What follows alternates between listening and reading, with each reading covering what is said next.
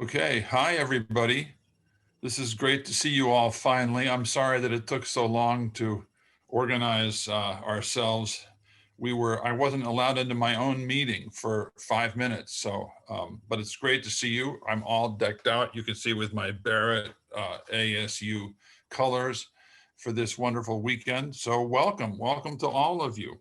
This is the Barrett Family Weekend 2020, and it's a live stream webinar at Barrett the Honors College. And I'm Mark Jacobs. I'm the Dean of Barrett. Family Weekend has always been for us a special thing for many, many reasons.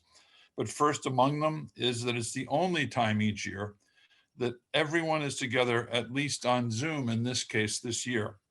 In other words, the entire Barrett family gets together, and not just a graduating class the way it happens at convocations, but also parents of all the students, students of all different ages, and the faculty and the staff. And that makes it a real pleasure for those of us who work at Barrett, and we're very, very happy to see that you are all here. And it's a very good crowd, even for a pandemic. Today, with both the pandemic and, you might say, USC threatening us this morning, we are starting with some comments by me, and then a talk to you by our Barrett parent speaker for this year, and then 4 Barrett information sessions.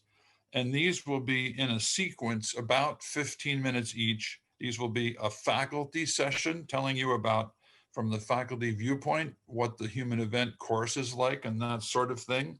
A session on our new Lewis Center for Personal Development, a session on our Barrett Global Initiatives Office and all the initiatives emanating from it, and a session on our Office of National Scholarship Advisement. We call it the ONSA or ONSA office.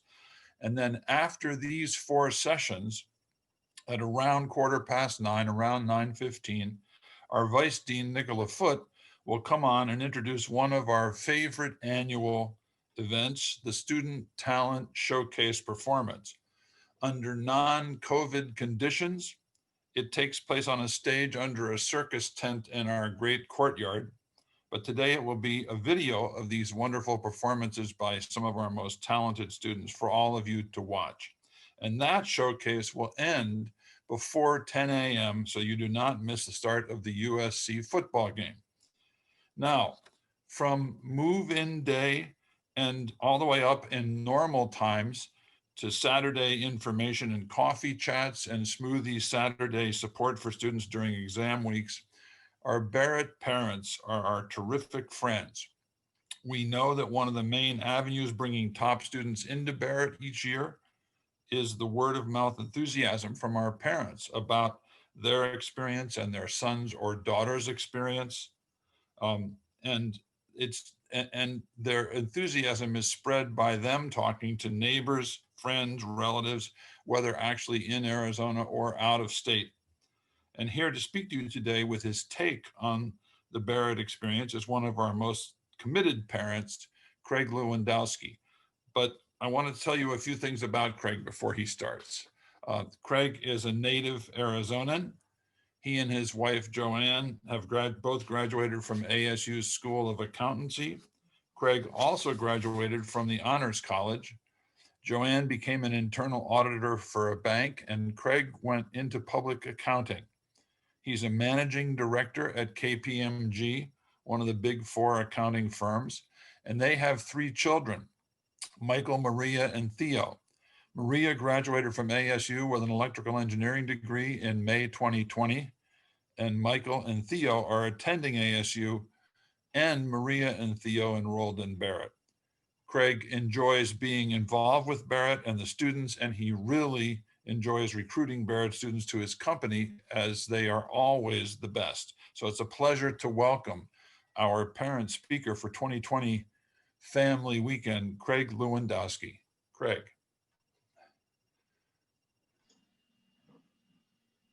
Thank you. Thank you, Dean, and it's a real pleasure to be here. I make sure everybody can hear me. I do just want to express how much Barrett has meant to me, both as a student, as a parent, and as a recruiter. I attended Barrett was actually at the time the University Honors College. My human event instructor was Dean Humphrey, which was one of those very wonderful experiences. And in fact, I still enjoy talking to my kids about it to this day. And it was really the wonderful experience that I had in Barrett that led me to encourage my children to embrace it also. Um, Theo and Maria had an amazing experience and Theo's still having an amazing experience in Barrett. But what was interesting is the conversations that we would have about the human event and talking about what that class really meant to them. And I think that the one thing that I can easily say is when they went into Barrett, I don't think they realized how important it was to have a well-rounded experience at college, to have this opportunity to not only explore their main degree, but also to explore other avenues and other opportunities. My daughter had this amazing experience where, she as a freshman electrical engineering student actually applied for an opportunity to work in a professor's lab. They were looking at ways to improve radiation detection in labs to help people be able to work in them more safely. And she told me that, this professor told her several times, I've never had someone, who's going to be a sophomore working in the lab. It's always usually seniors or graduate students, but because you're in Barrett, I understand that you're really committed and you're going to do a great job.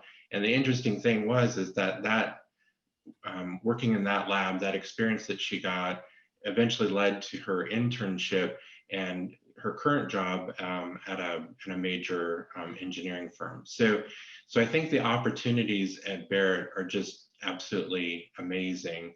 And what I encourage my kids is this is really your chance to just dive in and look for whatever things come. My Theo is sat there and he's also getting an accounting degree. He eventually wants to become an attorney, and he's using Barrett and his opportunity to take honors classes to explore philosophy, political science, all these different areas, so that he can make sure that he has a well-rounded education. And the other thing that I'll mention too is as someone who comes back to Barrett and recruits students, it's unbelievable the difference that you see between sophomores and juniors, which is the level at which we start recruiting students for KPMG. The students who are honor students versus the students who are not. The fact that they're so driven and committed. I have the opportunity, once or twice a year to actually speak to Barrett students about what it takes to go into public accounting, what are the different options if you're an accounting student, and the questions that they ask and the thoughts that they have about their future and their career and really what they want things to be is just amazing. And I think over the last 2 or 3 years, I've had the great opportunity of working with approximately 10 to 15 people who graduated from Barrett's, and I can tell you that they just do amazing. And the reason is because they come out of college and they're very articulate and they're just outgoing individuals, and they have great people skills and they have great writing skills, and they're just wonderful creative thinkers. And really it just makes a huge difference that they start in the workforce really a couple rungs up on the ladder of being prepared to have a job in public accounting, and just being prepared for what it takes. Because I think that Barrett is really sitting there and trying to think about the person and not just the degree. And so I know that was my experience. I know I felt that I was really well prepared when I graduated, and I've seen it in my children, and I've seen it in the people that I recruit. So I can honestly tell you that I'm a huge supporter of what this has done. I know that when I first decided to go to ASU, this was back in the day when there was a bit of a people talking about whether or not it was a party school or not. And I think that what I realized is the Honors College was really an opportunity for those people who were really significantly dedicated to their education and why they were actually going to college, to get together and be successful together. And I will say that that just continues to live on to this day. And so I think it's wonderful that your children are going to Barrett. I encourage you to talk to them about what they're doing, because I will admit some of the best conversations I've had with my children is about their human event class and what they're talking about, and what they're studying and how it's changed their lives, the way that they've thought about things, and philosophy and religion and world events and all these things are coming into play. But I want you to know that it's going to be something that really changes their lives very much for the better. Great. Well, thank you, Craig. That was that was terrific. I think the listening families will appreciate everything you said and the advice you gave. We would now like to move to introduce our information session presentations. And the person who will do that is Barrett's faculty chair, Dr. Mary Ingram Waters. Mary. Good morning, Sun Devil families. I'm so happy to be here. It is my pleasure. As Dean Jacobs said, I'm Dr. Mary Ingram Waters. I'm the faculty chair of the Barrett Honors Faculty. I would like to first give you a warm welcome on behalf of our entire 4-campus, 54-person strong honors faculty. That includes the honors faculty fellows who are teaching your students the human event or the history of ideas. It includes our deans. It includes our colleagues at the T.W. Lewis Center. Our wonderful faculty teach your students our signature honor seminars, and that's probably where your students are right now. That includes the human event, and then the history of ideas if your students are upper division transfer students just coming into Barrett. These are both Socratic seminars, which means that students read and they speak up and they get called on and they get the hang of it. These Socratic seminars are unique to each faculty member who teaches them. But even so, all students share common experiences. They all read primary source texts. That means they go to the source. They don't read what people think of Plato, they read Plato. Those texts represent the diversity of human experience.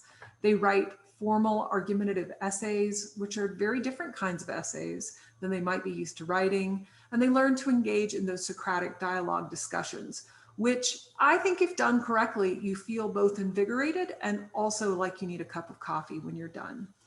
And the students get that too.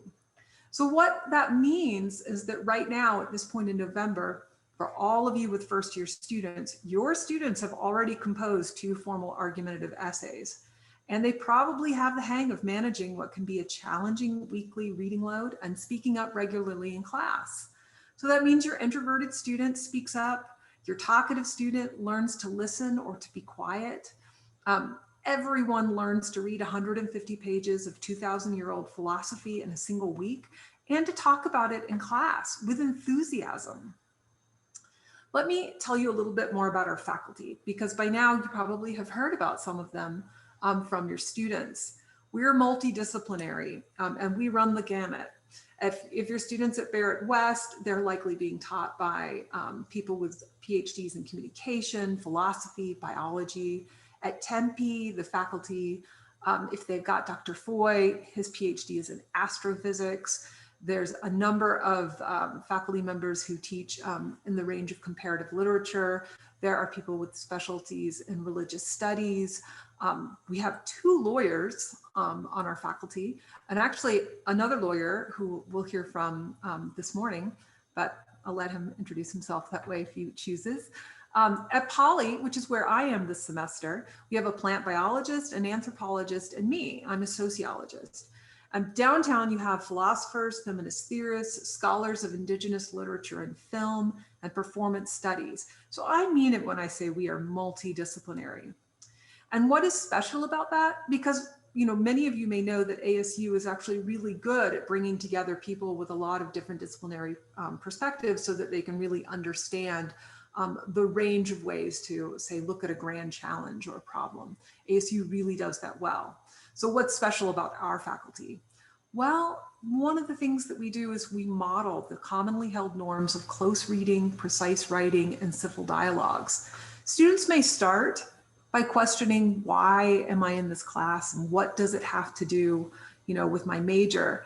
And they come to understand that regardless of your major, regardless of your career plans, knowing how to do close reading, precise writing, and engage in civil dialogue with people who have very different perspectives than you is really a worthwhile set of skills. So our seminars are some of the only places in which your students have the opportunity to work with others far outside their own discipline. For example, out at the Poly campus, in my human event class, just one single class, there are pre-vet majors, there are computer science majors, there are graphic arts majors, there are all kinds of engineers, there are majors in agribusiness, and then there's a bunch of psychologists, and that's just in a single class. So the human event is a truly special class. And as you heard from our distinguished parent speaker just now, Craig Lewandowski, every Barrett student remembers their human event professor and they remember their peers. Now, I would be remiss if I did not get to the pandemic and how the pandemic is influencing all of this. My oldest child is in high school and thus not that far away from her own college experience. And more than ever this semester, I have approached teaching your children with my own children in mind. I really do, especially if they're listening, I really do appreciate that your students are young adults, but they still are your children, right? What would it mean to entrust your young adult children to Barrett in these incredibly challenging times? So from my experiences this semester, in so many ways, your students are rising to our normal challenges.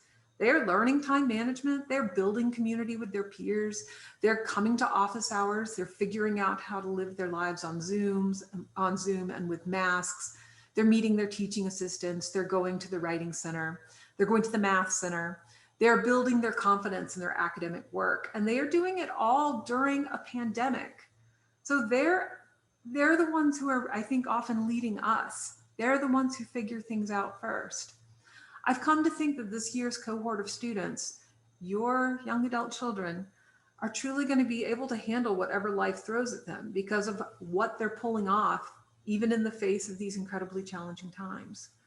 So I'm not sure what it takes to entrust us with your children, but I thank you for giving us the opportunity to have that trust. I sincerely thank you. Thank you for trusting us with your students.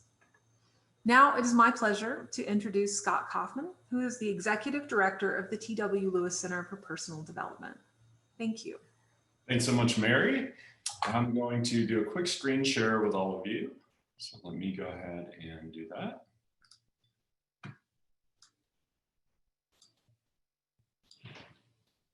All right.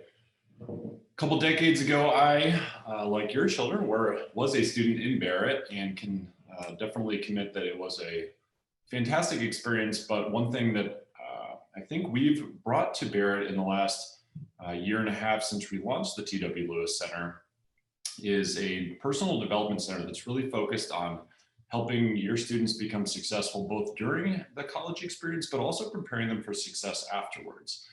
Barrett's looking at this journey as a really holistic experience for the students that we want to prepare them for the success that they're going to have afterwards and make their college experience a great one.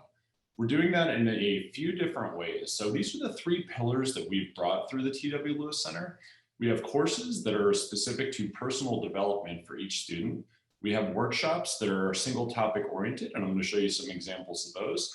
And we have a speaker series where we're bringing in really dynamic and engaging speakers from nonprofit and civic engagement leaders to business leaders, authors and speakers, poets and actors, all different types of speakers that can share their life experiences and what it was like during their young years to their adult years. Here's a couple of the courses that we're offering now. All of these courses are 1 or 2 credit courses, and all of them are for honors credit.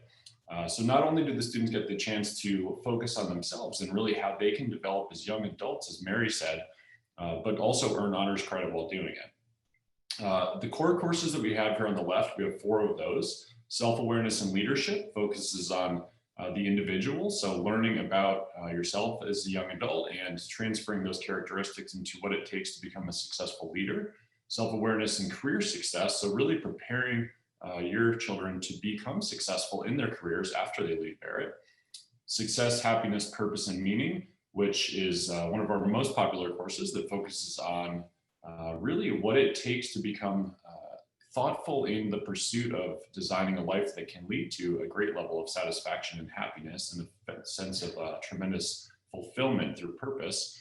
And multidisciplinary entrepreneurship, which is really entrepreneurship for any major. We have majors from the arts and sciences to performance to engineering that are all in this, along with business students that focus on looking at entrepreneurship through a multidisciplinary lens. We do great group projects and end up with a pitch at the end of the semester where students showcase their ideas, and it's pretty phenomenal. We've developed expanded courses over the last year that are life skills and personal finance, which is a phenomenal course. I would absolutely recommend that you talk to your students about if you get a chance. It really focuses on things that can help them become very successful as a young adult. Experiential learning, which is a chance for them to do reflective thinking and gain honors credit for going to events that Barrett offers and approved ones through ASU. We have an internship course, which helps them with internships. I saw one of the questions in the chat was about internships. We actually have a dedicated internship coordinator at Barrett. His name is Cassie. And if any of you would like more information about that, feel free to follow up afterwards and we'd be happy to send you her contact information. And her job is solely to work with the Barrett students to help them get amazing internships. And our course really focuses on internships and having them digest and reflect on the experience of the internship and really get the most out of it. And then we have honors directed study, which is a class that leads through the process of the Barrett thesis. Here's a couple examples of some of the workshops that we offered this semester, just so you can get an idea of the type that we bring. And I should note that we do change the workshops every semester. So we have unique ones coming every semester. Sometimes we will repeat some of them. So things like personal budgeting or personal finance tend to be ongoing series that we offer each semester because they're highly demanded by our Barrett students. But we really bring a unique selection of courses every semester to our Barrett students. So you can see a couple things that are pretty interesting on here: planning to buy your first house, personal budgeting. We had a whole LinkedIn series on preparing profiles and how to use LinkedIn as you go into the workforce. Finding a good grad school, how to travel safely, learning about individual and personal credit, which is something that I sure wish that I learned more about when I was 18 or 19. Facing ethical dilemmas while abroad, secrets to getting a job, business culture and values, how to do professional networking, which is one of the most highly demanded from our students. Really a great diversity in workshops that we're offering. We also have an entrepreneurship bootcamp that's a full semester long that we're running this fall as well as next spring. A women's leadership series that's a year-long workshop series, and just a whole variety that we'll be offering next semester that are pretty exciting. For our speaker series, you can see a couple examples of the ones that we have here. So how to find value add in your work and get the most from it. We have an amazing speaker who was homeless as a young adult and became very successful as an adult, talking about that experience. Running a presiding judge. The day after, on November 4th, the day after the election, we had the CEO of the Arizona Chamber of Commerce coming in to talk about, well, a lot of us are focused on national politics. What does this mean for Arizona in general? We have a medical doctor series, the former CEO of the Mayo Clinic, former Arizona Attorney General. So we're really bringing in very interesting speakers to bridge that gap between being a young adult and being older in life. We're also doing a couple extra, what I think are very exciting initiatives. So I mentioned a couple of these, but I didn't mention the Career Exploration Day. You can see a photo at the right here of what that looks like. And what we've done last year, we brought in, and we're going to do it again this spring, 22 different businesses across all different diverse professions. And they come in to talk to our Barrett students, but not in a formal fashion where students are transferring resumes and looking for interviews, but a chance that the students can just talk to them about what it's like to work in that field. Fortunately, for unintended plug for Craig's organization, KPMG, but you can see that we have great employers here, and they just talk to the students. What is it like to work in this area when you actually graduate? Which I think is a really cool experience. And the conversations that we're having are incredible by the students, so they can kind of get a feel for what it's like in that area and kind of think about how that relates to their degree. I did mention the Women's Leadership Institute series that we were running for the year long, the Entrepreneurship Boot Camp. Talked about our LinkedIn Learning series that we're running, but we also offered for the first time in Barrett, for all Barrett students, completely free, we offer the opportunity to use LinkedIn Learning, which has tens of thousands of learning opportunities by world-renowned professionals, all different types of things, from pragmatic learning and things like how to do macros in Excel to learning foreign languages, all different types of great things, and certainly a focus on many opportunities to help prepare them for getting into the workforce afterwards. And soon to come, we'll be offering a new mobile events app that'll be really helping students engage with and find the best type of events outside the classroom that they can do at their experience at Barrett. So I just want to let you know that here is my contact information directly. I'm Scott Kaufman, the Executive Director of the Lewis Center. I would be more than happy to answer all of your questions, and I really hope that you can help encourage your students to become engaged with our programming, because it will make their experience just fantastic at Barrett and really prepare them for a lot of success. As a former Barrett student, I want to tell you, I think you're making a fantastic decision bringing your students there. I had an amazing experience at Barrett, and it is literally why I got my first job. So thank you so much, and go Sun Devils. Well, good morning, everyone. My name is Kyle Mox. I am the Director of the Office of National Scholarships Advisement. Actually, our full name is the Lorraine W. Frank Office of National Scholarships Advisement. And I know that word scholarship is an enticing one to parents, and I probably have your attention at this point. But I'd like to talk to you a little bit about what my office does and the support that we provide your students. So my office essentially is the one-stop shop for information about national scholarships. And we emphasize that national because that is what distinguishes what we do from what you might get at a financial aid office. So these opportunities are open to students nationwide. So many of these fellowships are offered by federal agencies, foreign governments, philanthropic organizations, nonprofit groups, and they're being applied to or competed for by students from all over the country and increasingly all over the world. So what we're essentially trying to do is to help your students become competitive for these extremely prestigious awards. Many of them are very generous, some of them, in the tens of thousands or even hundreds of thousands of dollars. But the money is not really the major benefit. In fact, I don't even know what some of these awards are even worth in terms of money. The emphasis in most of these cases is on experience or the access or the prestige or network that the fellowship provides to students. So we tend to emphasize the life-changing experiential component of the result of their hard work. So we work with about 70 different awards, but we're always happy to work with new awards. Again, there's literally hundreds of these types of grants, fellowships, scholarships out there.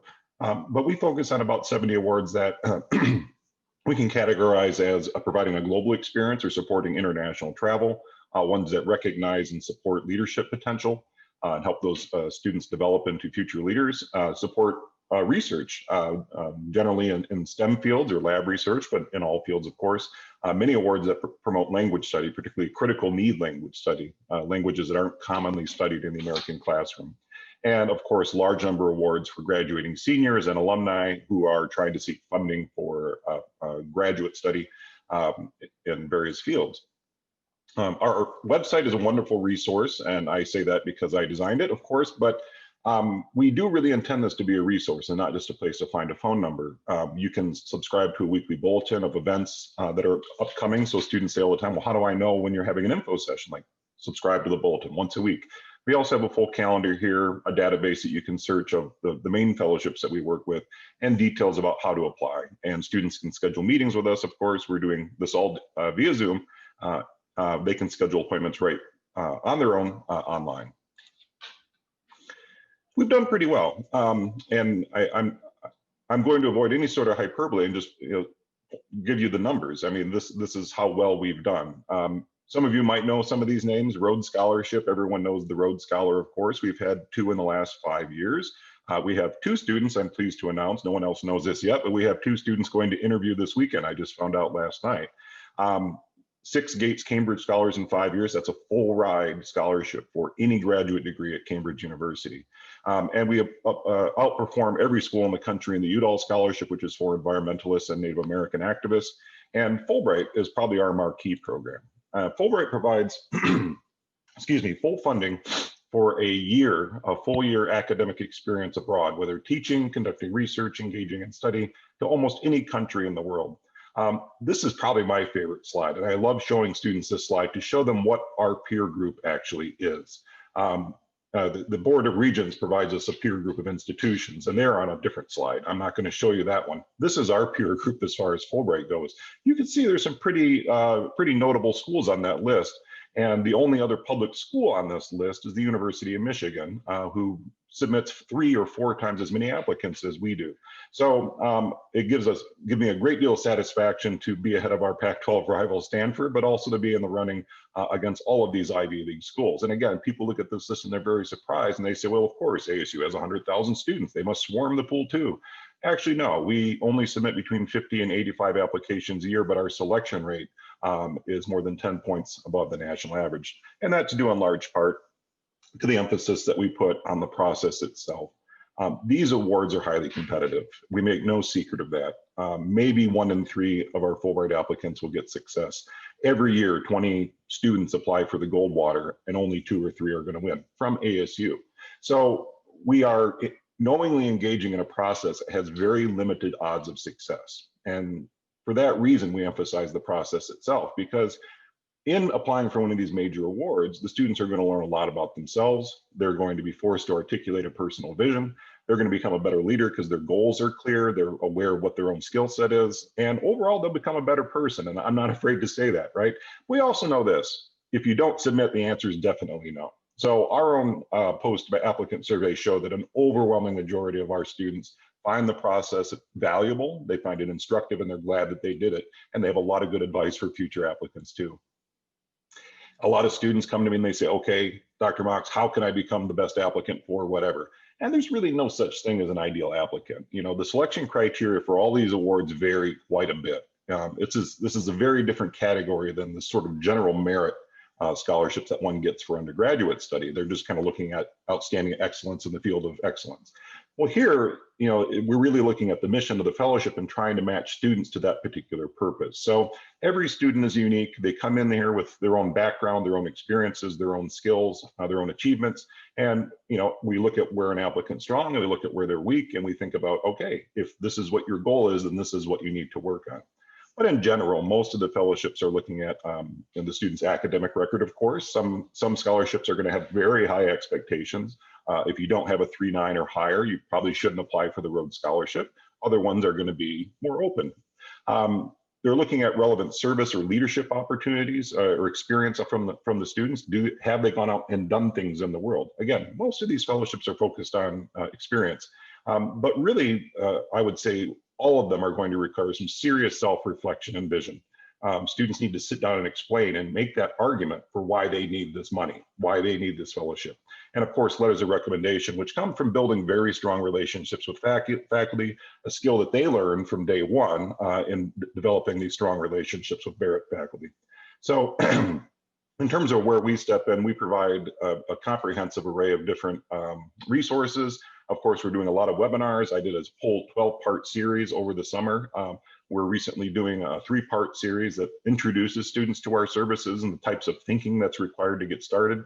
One-on-one advising, of course. I work very closely with a large number of students every year, and they're often surprised to say, oh, I didn't know there was going to be this many revisions. Yes, there are. And we do a lot of writing instruction because all of the fellowships require argumentative writing, which again is a skill that they start to learn in the human event and then learn to apply to a range of settings outside of the university.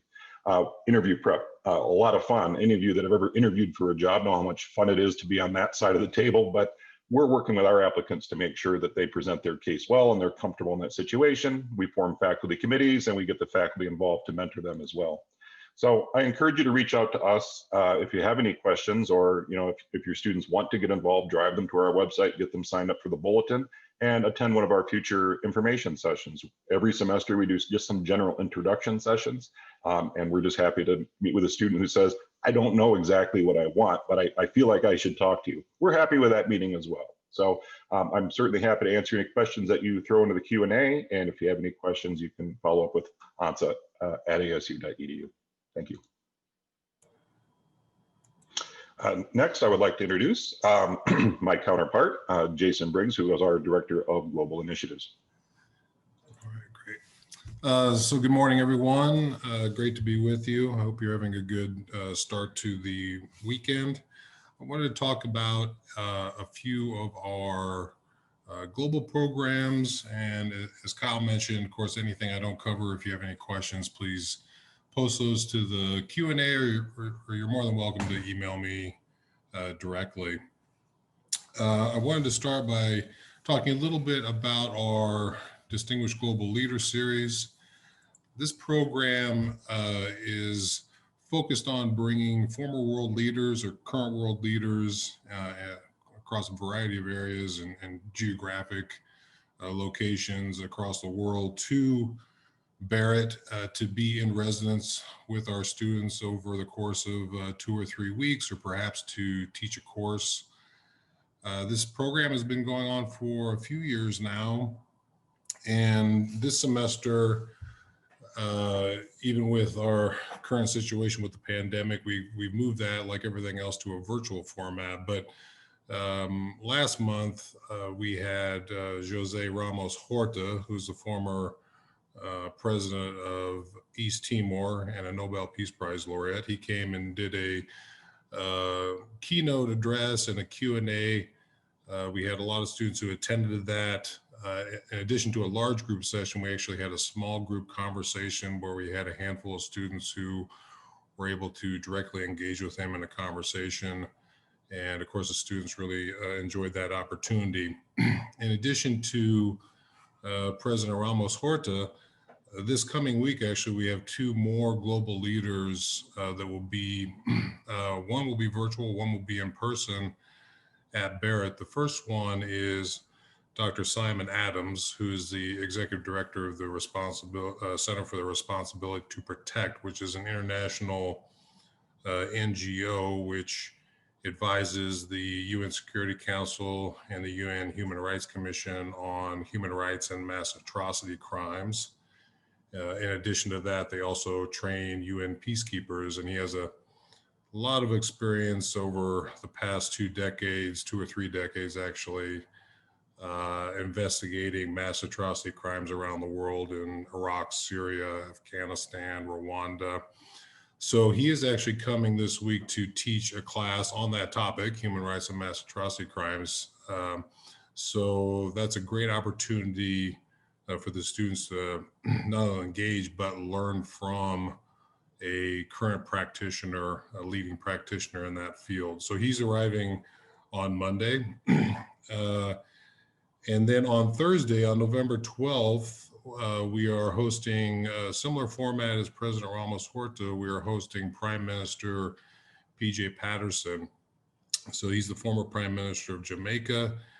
And he just released a book about his long career in politics and issues in Jamaica and the Caribbean. So he'll be here on November 12th at 5 p.m. I encourage all students to attend that. It'll be at 5 p.m. And again, at the conclusion of the large group session at 6, we'll have another small group conversation with Prime Minister Patterson. Next semester, we have invitations out to 2 more individuals. We don't have confirmations, but the program remains active. And of course, we look forward to the time when we can have them physically with us. When they do come to Barrett, they stay in Vista del Sol with the students. So they're on the same hallway, they eat in the dining hall. The students see them walking around the complex and campus. So it's really a great opportunity for the students to have a very special connection with people with such a wide range of expertise and life experience. I'd like to rotate over to our academic abroad program. So at ASU, of course, we have summer programs. We have what they call global intensive experiences. and a new category which they started last year, which is called domestic global learning trips. Separating those out, essentially summer programs. So these are all programs that students register for, and they get credit and they travel somewhere. Summer programs are typically at Barrett. They're Barrett faculty led. They're typically 3 to 6 credits. They go for 3 weeks, and they happen, of course, during the summer. Global intensive experiences are 1 to 3 credits. The Barrett faculty lead those trips during breaks, so they can be in December or spring break, or there's a week in between the conclusion of the spring and summer semester when global intensive experiences can travel. And then the domestic global learning, again, those can also be 1 to 3 credits. And those, again, would travel during breaks or during the summer. For next year, in 2021, Barrett faculty have proposed a few trips in the summer. Locations are Germany and Switzerland. That's one trip. Another trip is Trinidad and Tobago and Barbados, and then Spain and Morocco. And then we have a domestic global learning trip that's currently being proposed that would take students to Montana. ASU, of course, always puts a priority on safety and health. It's an enhanced version for any trips that would leave next year. So Barrett continues to work with ASU and the study abroad office on working out all of the specifics related to any trips that may travel next year.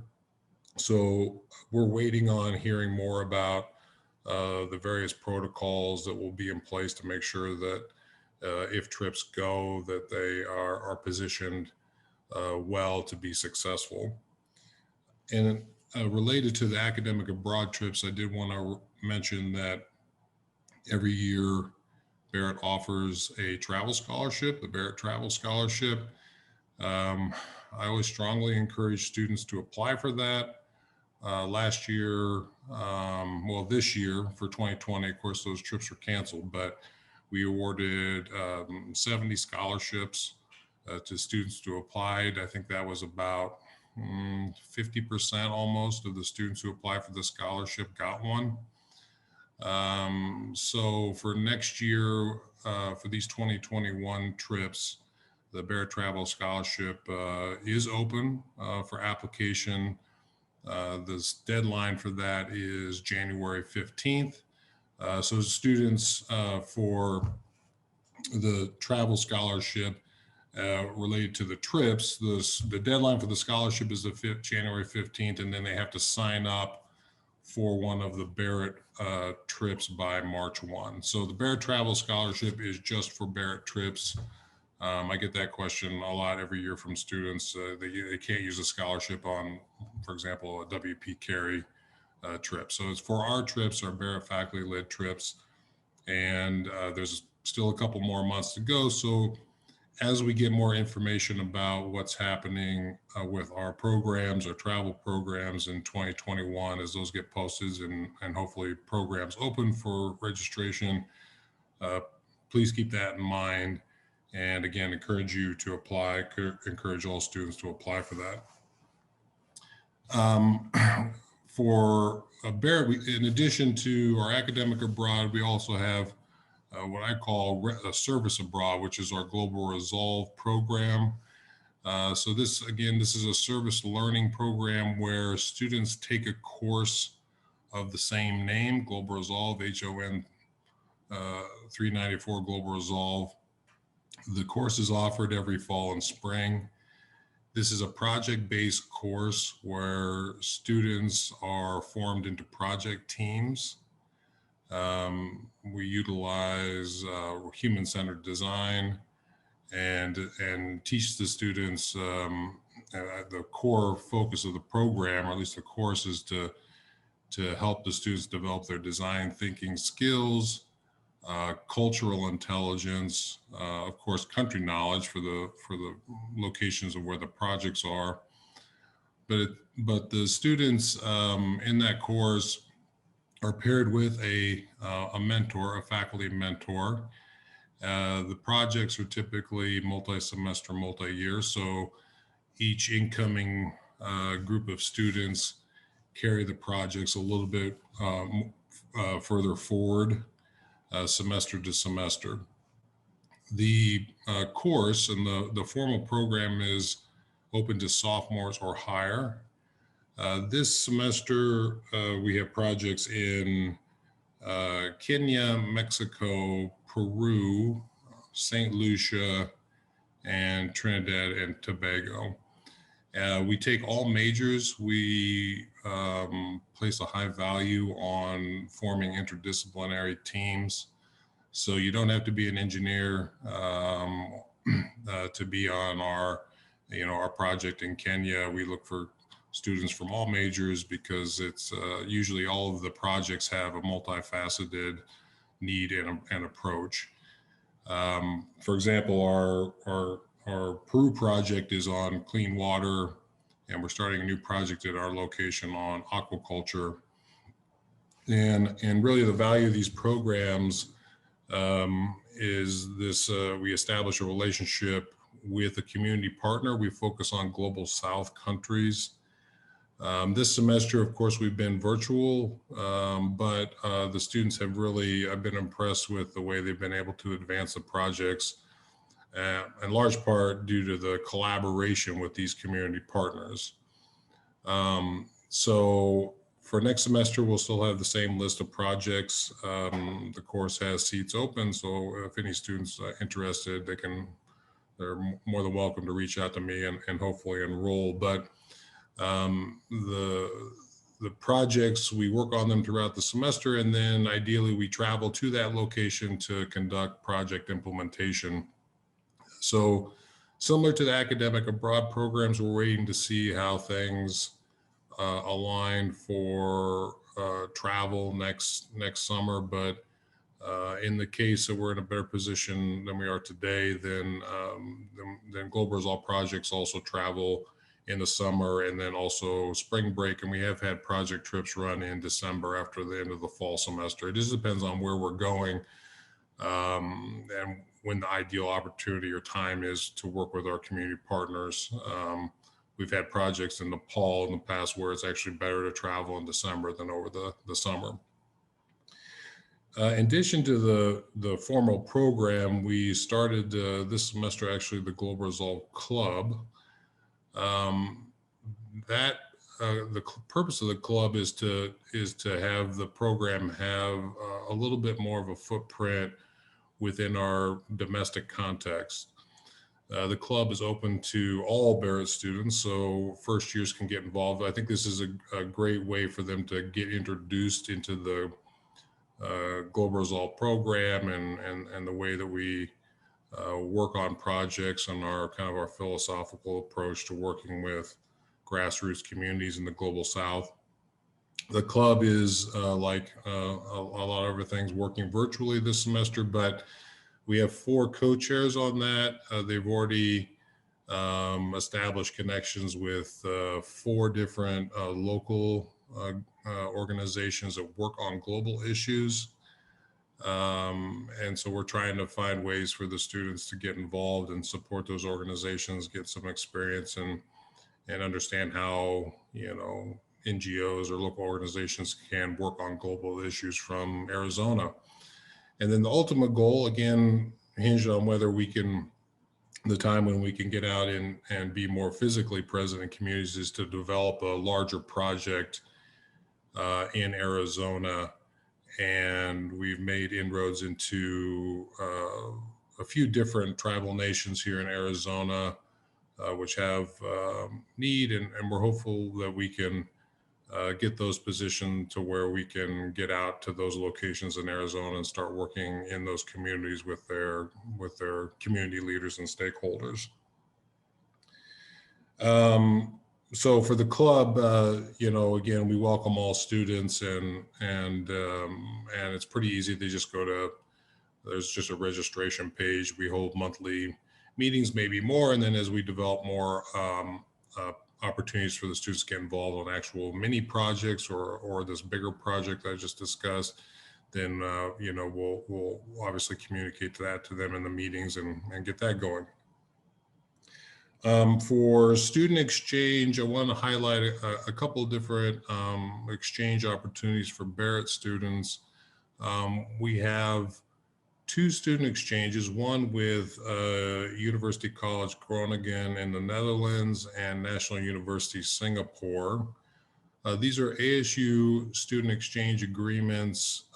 However, Barrett students are given priority to get on these student exchange semesters. So typically there's somewhere between 5 to 10 slots available for ASU students to go to both of these universities. In the event they had 15 applications and 5 of them were Barrett, the 5 Barrett students, and there was 5 slots, the Barrett students would get those first. So these are great opportunities. National University Singapore is kind of the powerhouse of Southeast Asia as far as a university. University College Groningen is an honors college. So very, very, very aligned with the way that Barrett works. So we've had students go to both universities on semester exchange and they've come back with great experiences. And lastly, I'll just say, in addition to these international partnerships, we continue to work on building new relationships and partnerships with other universities around the world. And hopefully we'll have a new one to announce here either this semester or by the very latest in early January. But all those things are posted and shared and communicated to the students either on the website or from direct emails from me or from the dean. And overall, I just really encourage the students to get involved in global programs. It's important for them to develop their perspectives, not only about their own community, but about other communities around the world. Again, one of our goals at Barrett is to develop global citizens. So if you have any questions, again, I'll go back to the Q&A as I stop screen share here and take a look. But again, feel free to reach out to me directly also. And with that, I will turn it over to Vice Dean Foote. Thank you, Jason, and thank you everyone for joining us on this Saturday morning. As Dean Jacob noted, Family Weekend is absolutely precious to us, and we're so grateful for the opportunity to meet with you virtually and to share with you information about some of our most important signature programs. Your support is absolutely critical to the success of our community, so thank you for joining us. A quick note about the Q&A. As you see, we've been trying to address your questions as we go along, but I also want to reassure you that we'll be sending out a full PDF of the Q&As with more detailed answers to everyone who's registered today. So if your question didn't get answered yet, or if you feel like you have follow-up questions, don't worry, we'll be sending that information to all of you. And so now I'm delighted and honored to have the chance to close this session by introducing our virtual Barrett Talent Showcase. This is our absolute favorite event of the year. And while we're all sad not to be able to watch it with you on the Barrett Great Court lawn, I know that you'll be equally dazzled and impressed by the talent of our student performers in the video virtual format. And as you watch these incredible performances, I really want to underline that these incredible singers, dancers, musicians are not all performing arts majors. They come from fields like business, engineering, philosophy, biological sciences, and yet they also find time to nurture these artistic talents. And to me, that really underlines what Barrett is all about. As our parent speakers started today by emphasizing, at Barrett, we focus on the whole student, not just their degree. And I think the talent showcase really epitomizes that. So please enjoy, and thank you again for joining us this morning. Have a wonderful weekend, And go Sun Devils. Welcome to the Barrett Student Showcase that highlights the remarkable skills, talents, and passions of our Barrett community. My name is Emma. And I'm Pedro, and we're going to be your host for Family Weekend. We hope you enjoy the upcoming performances that celebrate the diversity and spirit of the Barrett student body. Our first performer today is Sean Sky from Riverside, California. He's currently a junior studying musical education. Sean will be performing an instrumental performance of I Want You Back by the Jackson 5, meant to inspire, uplift, and encourage everyone to keep their groove even if it's over Zoom. Did you know that this performance actually won a silver medal at the DCI Performer Showcase? It's an international competition for individuals and ensembles.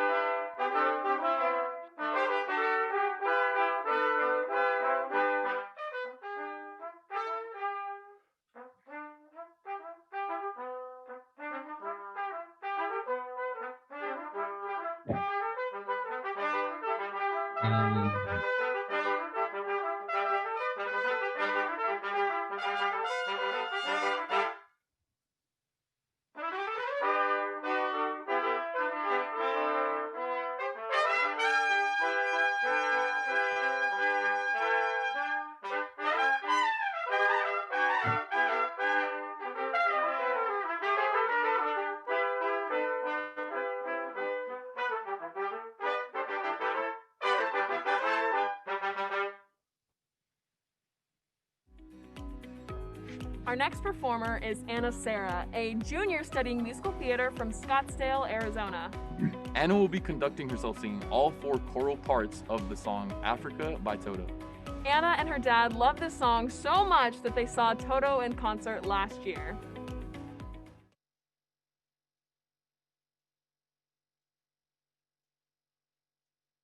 Do do do do do do do ba da da da da da da da da do do do do do do do ba da da da da da da da da da. I hear the drums echoing tonight, but she hears only whispers of some quiet conversation. Do do do do do do ba. She's coming in 12:30 flight.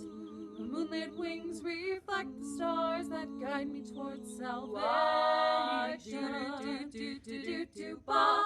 I stopped an old man along the way, hoping to find some long-forgotten words or ancient melodies.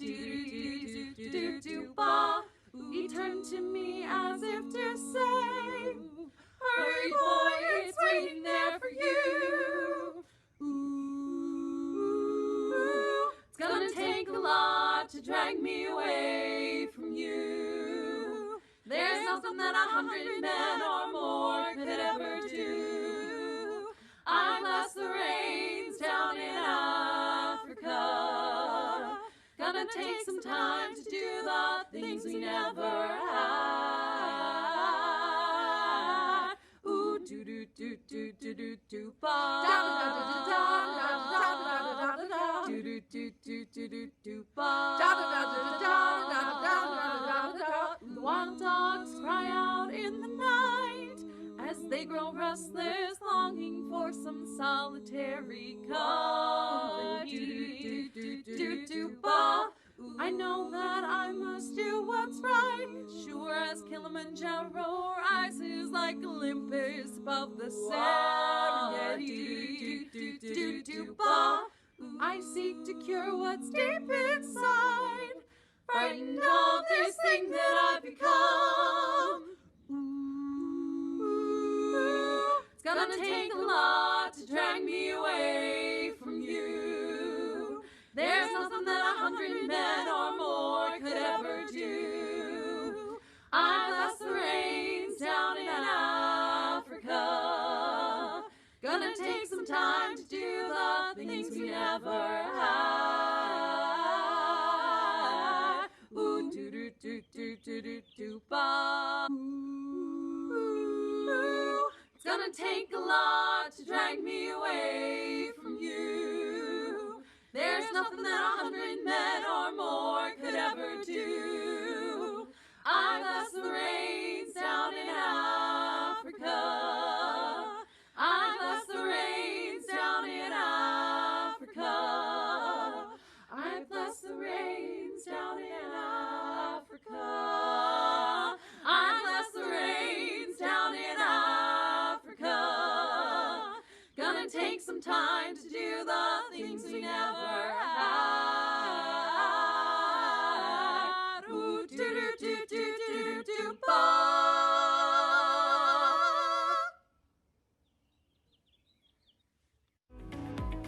Our next performer is from right here in Tempe, Arizona. Teddy Ladley is currently a junior studying musical theater performance. Teddy will be performing Out of the Sun from Jason Robert Brown's Honeymoon in Vegas with accompaniment from Stephen Keeblebeck. A fun fact about Teddy is he actually first started singing in 6th grade, but his first official voice lesson wasn't until junior year of high school.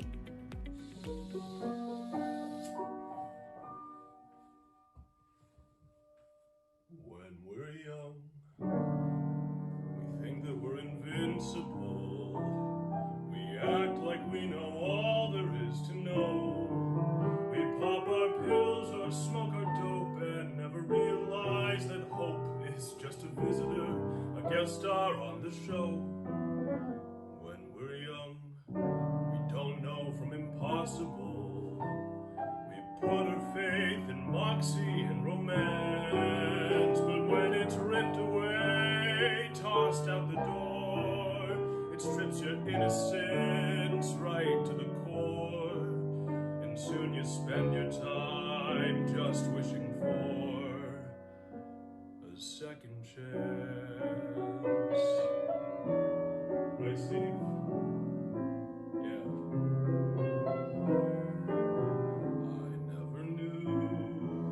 I never guessed that what could kill you is the thing you love the best. I should have gotten her out of the sun. When she reclined, clouds disappeared. She smelled like coconuts from all the oil she smeared. I should have gotten her out of the sun, but she was beautiful beyond compare, roasting like a chicken in her chair. Look at how the color of her hair changes as the day burns on. She wore no copper tone, she wore no hat. The doctors swore they never saw skin look like that. Like a saddlebag. Ooh, saddlebag. I was a fool, so blind and deaf. I might have saved her with a higher SPF, but now she's gone. What's past is past. What's done is done. Could I feel runner?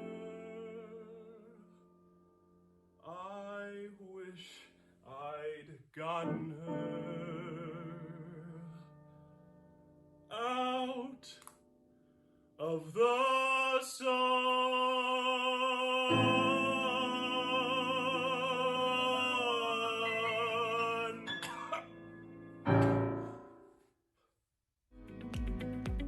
For our final performance, the ASU Temptations will be performing A Million Dreams, an original song from the award-winning film, The Greatest Showman. The ASU Temptations are ASU's premier co-ed a cappella group. They have even released an EP called Too Tempting, which is available on all streaming platforms.